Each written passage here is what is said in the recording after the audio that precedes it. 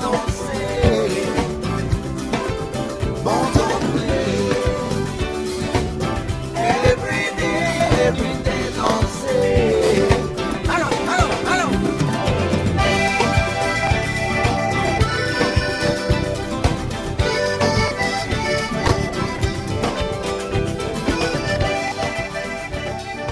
Good evening, I'm Lou Goldstein and welcome to another edition of Focus On. Tonight my guest is Jennifer Plotzke, who is an award-winning producer, a film director, and also actress. And we'll be talking a lot about things going on in the world of film. And Jennifer's been a big advocate. She's had films that have won at the Nassau Film Festival right here in Princeton. And she's had her films win a lot of places, and she's really getting recognition for her, performances as well as for the films that she has been able to put together for a lot of people, which you should see, and we'll be talking about it soon. Before we start talk with Jennifer, though, I want to thank everybody. This is basically the start of our 13th year of doing Focus On, which means it's about the 25th or 26th season, and so I just want to thank everybody associated who have put this show together over the years. So thank you very much, and we look forward for another great 13th year of bringing you the best of the newsmakers on Focus On every week. So Jen, thank you so much for coming. Thank you I know for you've having got me. a crazy schedule, very busy, and fitting us in is just our luck. So we just appreciate you being here today. It's a pleasure. It's great. So let me tell you a little about Jen. So Jennifer is an award-winning actress and producer, and she recently appeared in The Sex Lives of College Girls on HBO Max, in Fizzle opposite Peter Friedman and Jeffrey Owens, and has been featured on PBS's In Lost and Found. Other film credits include The Red Lotus, Perfect, and the award-winning series Awkwardly. She has produced a host of independent films, including 3 films and 2 web series recently. She recently produced a TV pilot, How Am I Doing?, which was awarded Best Dramedy Pilot at the Manhattan Film Festival and is now streaming along with Perfect and Shift on the Indie Film Theater IFT Network. She has several projects in development, including a feature film thriller, Trinities. She is the Director of Mentoring and Partnerships for the Catalyst Story Institute and a creative team executive at the IFT Network. So a busy woman. Busy. It's been a busy couple of years. It's great. Well, let's talk about Lost and Found. Okay. The film Lost and Found was recently featured on PBS. Mm-hmm. So let's talk a little bit about your role in the film and tell us a little bit about the film and how it actually got to PBS. Sure. It began as a sort of a film challenge that a friend of mine found online, and the challenge was to get a group of filmmakers together and make a short film based on a literary work. Mm-hmm. And so we teamed with our writer Laura Sweeney, and she said, we have to do John Milton's Paradise Lost. Right. And so what the film is a 7-minute film noir adaptation of Paradise Lost, and it's absolutely lovely. So my friend Ari Rawson and I produced it, and Jeremiah Kipp directed it, and it's 7 minutes, and we did it for the film challenge, but then also PBS has, through their Reel 13 program, their own film festival where you can submit films that are under 8 minutes, and so we submitted it to that, right. And we were selected, and then once you're selected, you go on to, they open voting publicly for like an audience choice, and if you win, which we did, then they feature you on PBS. That's great. Yeah. It was really cool. So my role in it, obviously, I produced it, and I play Satan, which was really, really cool. Yeah? Yeah. How did it feel to play Satan? It felt great. It's, one of my niches as an actor is queens and villains, and Satan is a queen and a villain, and it was a lot of fun. We did it in one day. It was such a great team. It was a really small crew, but it's so beautiful and it's haunting, and it's one of my favorite films that I've done. That's good. Yeah. I was about to say, where'd you draw your inspiration and character from on Satan? The good Satan, the bad Satan. Right? Oh my gosh. So much inspiration for Satan. True. So true. But I know you wear several hats, in the indie film world and the TV world too. Mm-hmm. And of the many, that you do wear. What's your favorite? Acting, Yeah. always. I do like producing. I sort of like, having my hand in like all the different aspects of what's going on. I'm a bit of a control freak, so that's helpful. But my goal was always acting, and that's always been my first love. And producing was sort of came from, me wanting to give myself more opportunities to act, and so that has worked. Right. And I've kind of been able to do both of them simultaneously. But as I progress on, I'm always sort of drawn more to acting. Right. Well, you've been acting for a long time now, right?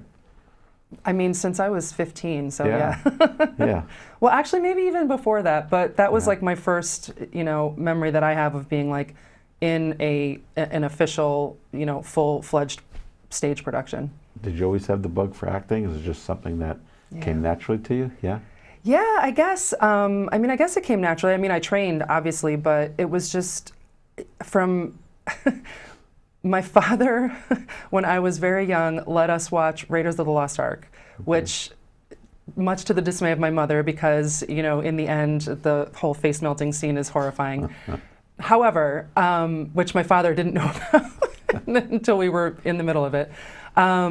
But I was so in love with it. I was like, this is magical. What is this? I want to be Indiana Jones. I want to be, in this world. And ever since that time, there's been like nothing else. That's it. That's what I will do. Fantastic. Yeah. So I know we talked a little bit in the introduction I gave. We talked a little bit about Fizzle, and I know, it's a great film. So maybe you could tell us a little bit about Fizzle. Fizzle is lovely, and it's an unconventional comedy. We made it in, the last few years are a blur. A few years ago. Okay. Written by Gilbert Girian, who is a novelist and a playwright, and it's originally a play.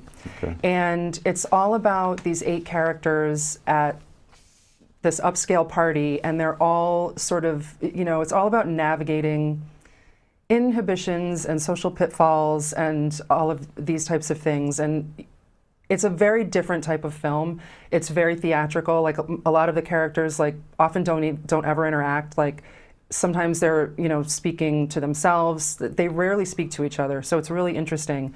And that was also directed by Jeremiah Kipp that did Lost and Found. That's how I met him. Okay. And he did such a gorgeous job with the film, and has Peter Friedman and Jeffrey Owens and Caitlin O'Connell. It's a marvelous cast, and I loved it. It was really great to work on. And that was, meeting Jeremiah and working with that crew, it was sort of like, the first time I was sort of like moving up into, bigger things, which was really exciting. That's great. Yeah. Now we have clips from some of your movies that we're going to show right now. We Okay. have some clips from Perfect, from Fizzle, from Awkwardly, and Uneffable. And so let's take a look right now.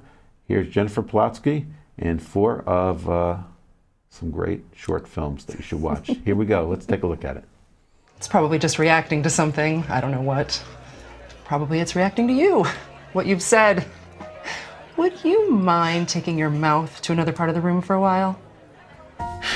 Wow, it's not like you to be so careless. I thought you had a rule. Look who's talking. I'm not the one that left my phone on the counter with that dudes and that app that I can never remember. Grinder. Grinder, right, like meat grinder. I just wish that sometimes. And we had a perfect life? Sometimes. Oh my God! I told you she wasn't ready. Please don't. I said one surprise at a time. I know. And Elvis is for Tuesdays. It's Thursday, Javi. Thursday. I'm sorry, Lucy. I have to go pick up the dog.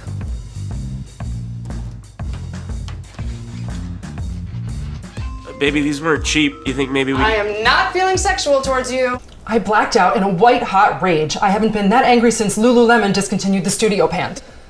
I don't remember, but I must have beat him to death with the champagne bottle. There you go. There you go. Those were quick, but they're great. All showing Thank your you. acting skills are just fantastic. Thank you. Now, I know you also produced several films during the isolation period, when COVID first began. And it seems like it's been a long time, It's been 2 years, so yeah. Feels like a decade. Producing films during, the COVID period, what was that process like? And logistically, how did that work? So we, in the beginning, in the very beginning, in March of 2020, everyone, sitting at home not knowing what to do and everything was weird. And we thought a lot of actors were doing self-tapes, people were doing Zoom readings, and we were doing some of those and we thought, this is great, but what else could we do? We're filmmakers, we want to make a film. It's great to be able to do a self-tape thing or, something of that nature, but can we make a film? Yes, we're at home alone, but could we do more than just a self-tape frame? Could you put a camera somewhere and move around the room? Obviously by yourself. So what we did was we had writers that created, two-person films essentially, and people were shooting them. This actor would shoot all of his footage in his apartment, and this actress would shoot all of her footage in her apartment, and then we edit it together, and it looks like a film. And it looks like it, it's not a self-tape. It doesn't look like it was, shot like a self-tape. It looks like it was shot like a film. And we did a few of those, and they turned out surprisingly well. And we just kind of kept pushing the envelope. We're like, okay, what else can we do? Because what else is there to do? Right. So, and they've done great. We put them, they were, well done enough that we could put them on the festival circuit, and they've done really well. That's great. Yeah, we're really proud of them. Yeah, well, it should be. Yeah, thank I you. mean, it's hard to produce a film, let alone produce it during a very unusual time. Well, yes, you are correct. And it was interesting and difficult to work remotely, but somehow it worked out because everybody just had the time. But the beautiful thing was that there was no budget. No one was paid. So the obstacle, the indie film obstacle of finding money didn't exist. So that was the easy part for once. Usually that's the toughest part because money Usually is the always toughest part. 90% of any film is getting the funding for it. Exactly. Yeah. Well, and so we, all of these actors and editors and writers were gracious enough to work for free. That's great. Because, there was nothing else to do, so we thought, why not? Now, I heard that the Indie Film Theater Network, Yes. was smart enough to have you, work for them. And so tell us a little bit about your role at the IFT Network and how did that develop? So the CEO and founder, Jay Cruz, who I met through Jessica Green. Okay. He was looking for indie content, and he wanted to build a platform basically for indie filmmakers to, have a home for their work. And that's what he wanted to do, and that's exactly what he did. And so now he has this huge platform. It's wonderful. It's a revenue share platform, so anyone with content on the platform gets paid back from the proceeds. It's still, we're still in our sort of fledgling years, but it's doing really well. It's growing really quickly. And so we have the platform, and we also have different branches. There's a writer's room where they're developing new content, and then there's the production branch as well that Jessica Green and I are overseeing, and that is where we'll be producing original content. Okay. So she and I will oversee that production when those sort of start to come to fruition. Great. Yeah. Great. I guess you get to see a lot of talent come through. Yes. There. Yes. There's a lot of really great content on the channel. Really great. How do you make decisions, regarding what maybe something that you want to get on the network as opposed to, something that speaks to you? Yeah. I mean, it's kind of similar to a film festival where, you see things come through and either, the subject matter really speaks to you, or the production value is really great, or something's really well written. Right. Kind of that. I mean, it can, obviously everyone will have different opinions, but it's the ones where there's sort of a middle ground on opinions that everyone's like, yeah, this is good. Yeah. Okay, great. Now you talk about the festival circuit. Yes. And you've had many films, that went through the festival circuit.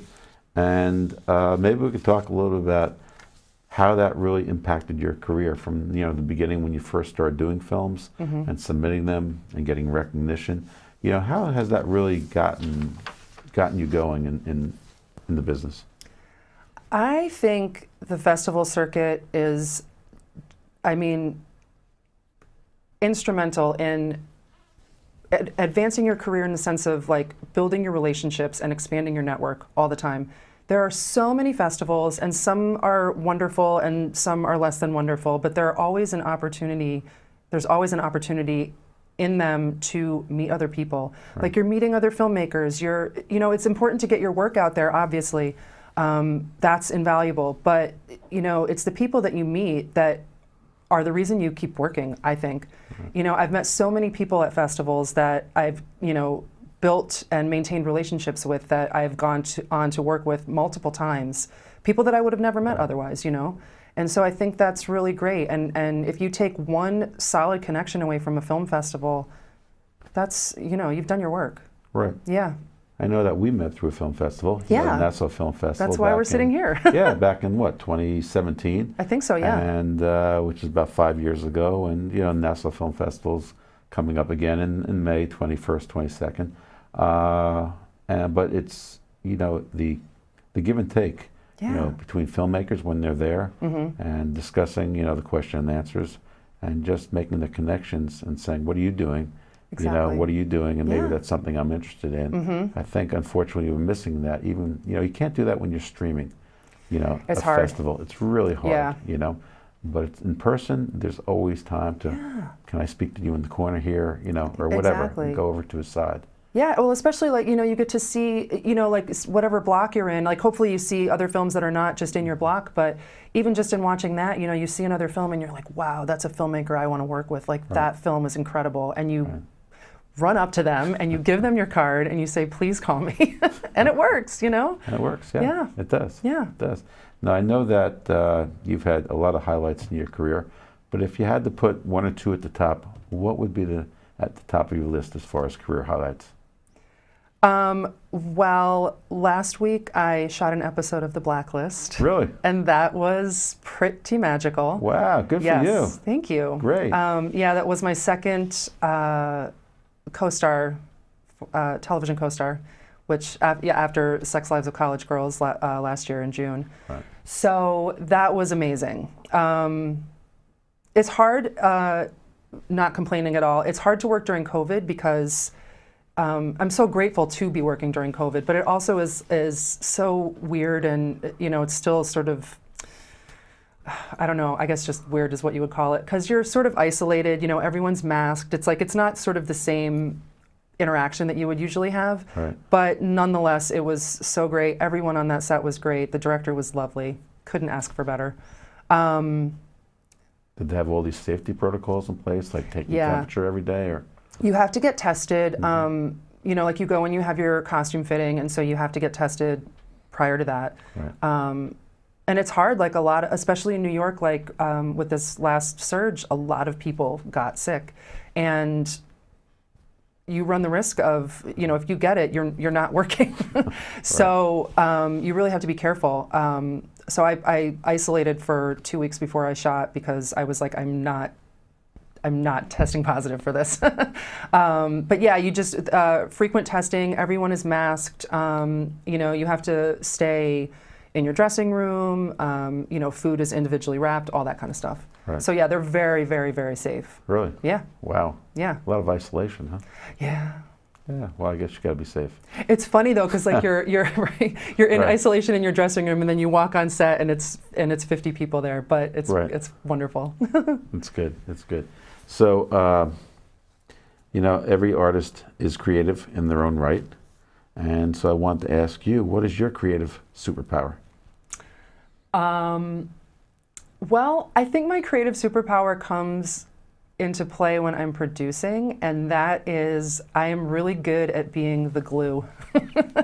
I think that producing or working in indie film or in any industry is so much navigating personalities.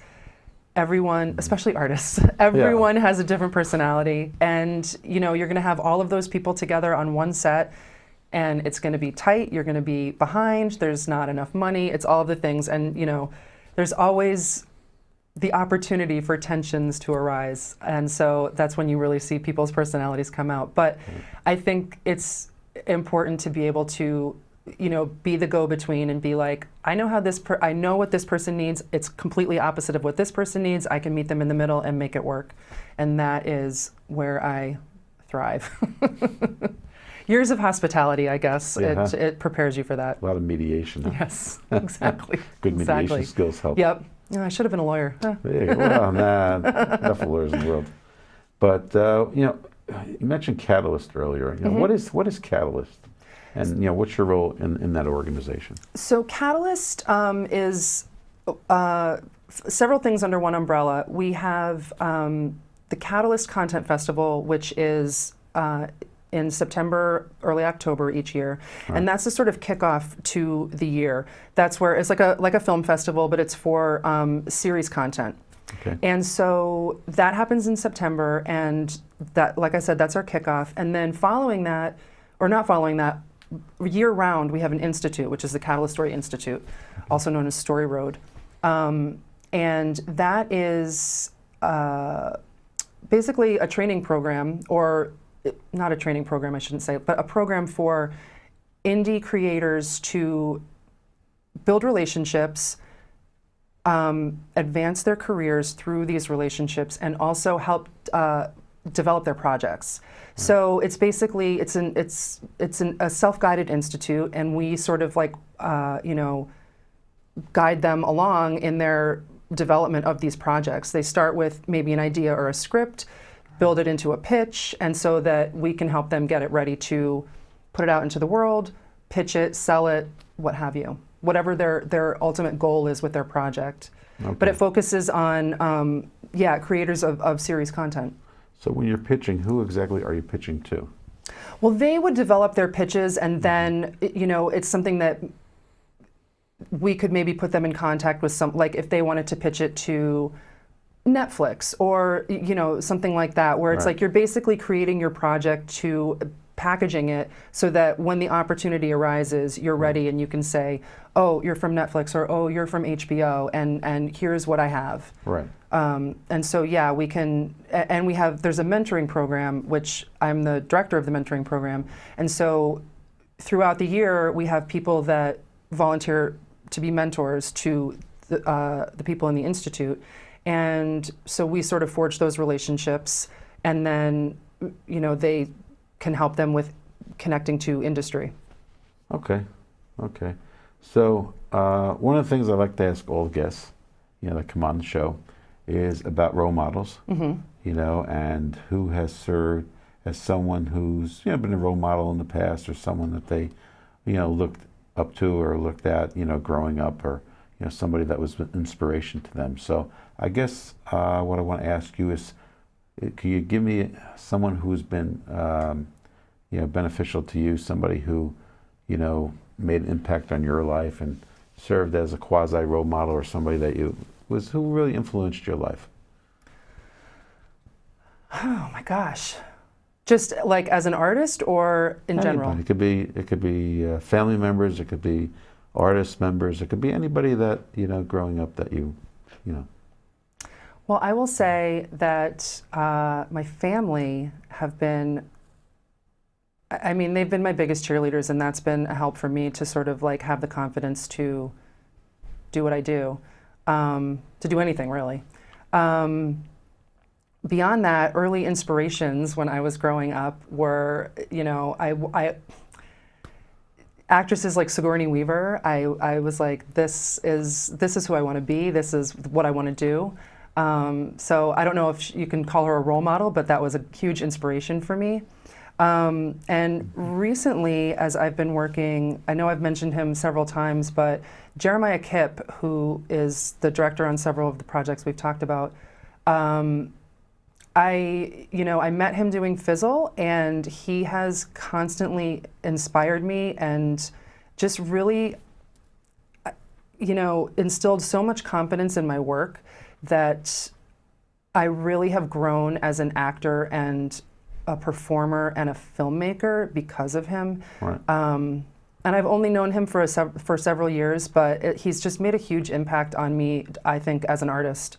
And I really, in the time that, since we made Fizzle, I think that my career path has changed drastically and my work has changed drastically for the better. That's great. Yeah. That's really good. He's great. So we've covered a lot of topics. Yes. And seen some clips. And so I just got to ask you, did mention Blacklist, but what do you think is next for you down the road? If you had that vision for the next couple of months or years ahead, what can we expect to see? Definitely, I have 2 film projects in development. One that shoots at the end of February that I'm producing, and another which is called Missing, and the other is called Trinities, which is a feature that's been in development for several years, and hopefully will be in production if all goes well later in 2022. That one I'm producing also. So those are definitely on the books. Beyond that, I do have a few acting gigs coming up, and hopefully more television. I do want to do. I've been doing films for a long time, and I love that, and I always want to do film. And now I'm sort of starting to get into TV a little bit, and so hopefully can keep a balance between the two and do both. A lot of balls to juggle at one time. It's true. Now, one thing I want to ask you about advice. A lot of people are watching the show tonight. We have a lot of people who are younger that watch the show, and they may be seeing you and saying, you know what, that you may be serving as their role model right now. You never know when you're touching somebody. You never know. So, what advice could you give somebody who's, in high school or college right now, and they're watching the show and they're saying, gee, it's something I'd like to do. Where should I go? What should I start? How do I get going in this? Oh my gosh. I think it's important to sort of align yourself with, people that you want to work with or people that are doing what you want to be doing. That's kind of what I did starting out. When I moved to New York, I was so clueless, and I didn't know. I mean, I knew what I wanted to do, but I didn't know how to do it. And I saw people around me that were doing it, and I said, can I talk to you? Let's go over here in the corner. I want to know what it is that you did to get to where you are. Right. And I did that, and whatever advice they would give me, I would take and apply it, and I would go and, you have to start somewhere. I would work on film sets, being, as a PA or something like that, where it's like I can really learn and understand all of the working parts of this. And in doing that, and in working, wearing a lot of different hats, moving up and then wearing a lot of different hats in indie film, like you kind of realize, oh, I really like this more than that, and I really want to do that. And so then you align yourself with those people. And I think it's just about finding your tribe and finding the people that can help lift you up and that you lift up as well. I just think if you don't know what to do, just find the people that are doing it, and I think that opens a pathway. Okay. Yeah. Well, if you're listening, write that down and take that advice. Good advice. Actually, Jennifer, it's always good seeing you. Congratulations. Thank you. On your recent work. Thank you. We look forward to seeing it on TV, on Thank you. NBC when it comes on. Thank you. And I'm sure there'll be a lot of good stuff that everybody will be seeing you on TV and in films, in the months and years to come. So thank you so much for being able to stop by the studio here and giving us some time to talk with you. And it was a real pleasure, and it was great seeing you again. Thank you. I so appreciate it. It's great to see you too. That's good. Thank you. Well, thank you, Jennifer Plotzke, and I'm Lou Goldstein. Thank you for watching tonight. So keep watching, stay healthy, stay active, stay focused, and I'll see you next week on another edition of Focus On. Have a good night. Every day, don't say